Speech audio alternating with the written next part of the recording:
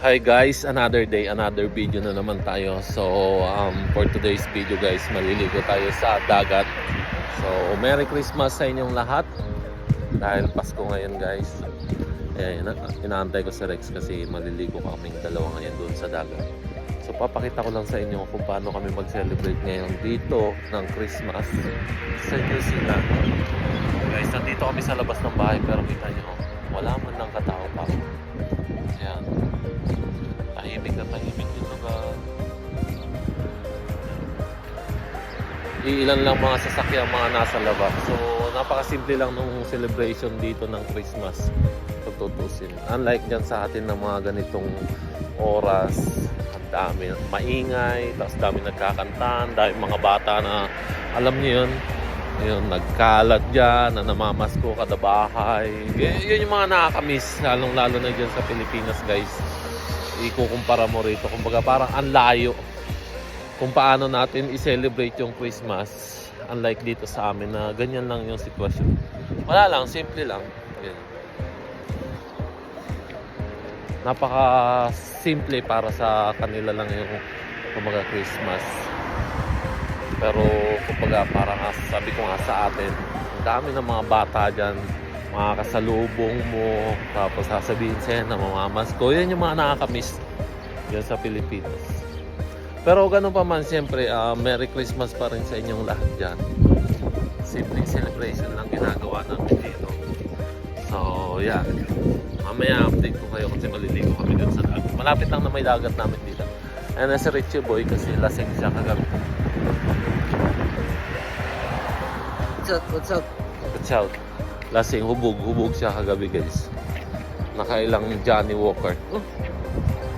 So, mamaya update namin kayo guys. December 25 ng umaga na napagpasya namin maligo sa beach. Kasama ko nga pala si Rex. First time nga namin gagawin ito ngayong Pasko. Hindi katulad nung nakarang Pasko, natulog lang kami maghapon sa aming bahay. Nagulat nga kami kasi napakaraming tao na naliligo dito sa beach sa may mount. Madalas dito kami naliligo dahil malapit lang ito sa aming bahay. Nasa halos 3 minuto lang mula dito hanggang bahay, kaya naman kahit araw-araw kami maligo, pwede. Napakaganda nga pala ng beach dito dahil sa napakaputi at pinong buhangin ng dagat. Samahan pa ng napakalinaw na tubig at naglalaki ang mga alon. Kaya naman kung mapapansin nyo, ang dami nagsusurfing. Dito nga rin pala nila ni-spend yung mga Christmas ng mga taga dito kasama ang kanilang mga mahal sa buhay. May mga nagtayo ng tent upang may masilungan at makainan, kasama na rin ang kanilang mga alagang aso. Meron din mga lifeguard na nakabantay upang sa mga hindi inaasang pangyayari katulad ng pagkalunod, wag naman sana. Yan nga rin pala dumadaan ng mga cruise ship na nanggagaling sa iba't ibang bansa upang mamasyal at makita ang ganda ng lugar. Dahil dito sa Mount ay isa itong sikat na tourist attraction, bukod sa marami kang makikita ang mga magagandang mga tanawin. Madami ka rin mabibili ng mga souvenir items na sila mismo ang gumawa. Nakakatuwa nga lang guys kasi isa ito sa safetiest country sa buong mundo. Alam nyo ba na kahit iwan mo ang iyong gamit kahit saan ay walang nagtatangka na kunin o pag-interesan ang iyong mga gamit. Napakadaming CCTV. Kaya naman panatag kami na naliligo kahit sa ang gilid lang namin iwan ang aming mga gamit. Dagdag pa nga dito ay sobrang disiplinado ng mga tao dito dahil pagkatapos nila maligo at kumain ay hindi nila iniiwan ang kanilang mga anumang mga basura sa dagat. Sa mga basura o rubbish, sinisegregate nila ang mga nabubulok at hindi nabubulok, mga plastic, karton. Ganon sila kadisiplinado bago nila ito ilagay sa rubbish bin or basurahan kung tawagin sa atin.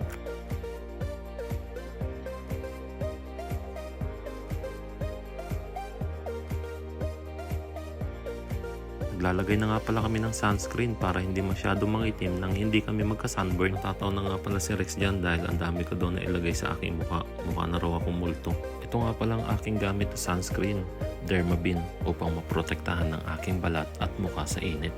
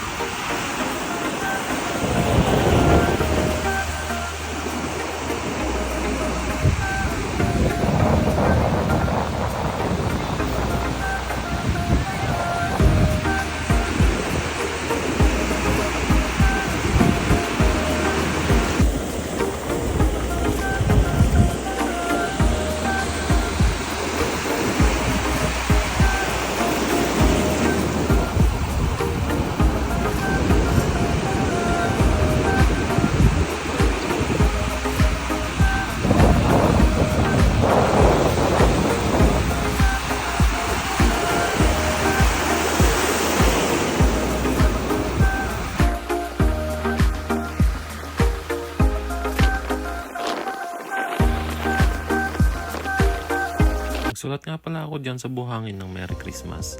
Gusto ko lang kayong batiin ng Merry Christmas sa inyong lahat at lagi kayong mag-iingat. God bless sa ating lahat. Lalong-lalo na sa aking mga mahal sa buhay sa Pilipinas, sa aking asawa kay Stephanie Martellana.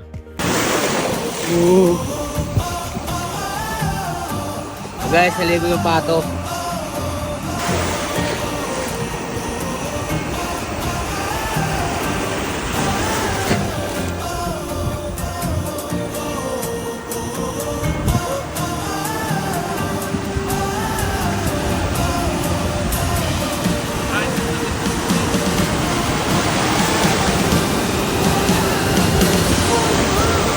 Stress na nga pala sa mga oras na iyan, pero kita nyo naman napakadami pa rin mga naliligo. Talagang sinusulit nila yung mga oras na kasama nilang naliligo ang kanilang mga pamilya at mga kaibigan. Merry Christmas at advance Happy New Year, ganun din sa mga OFW na katulad namin saan man sulok kayo ng mundo. Maraming salamat sa inyong lahat. God bless.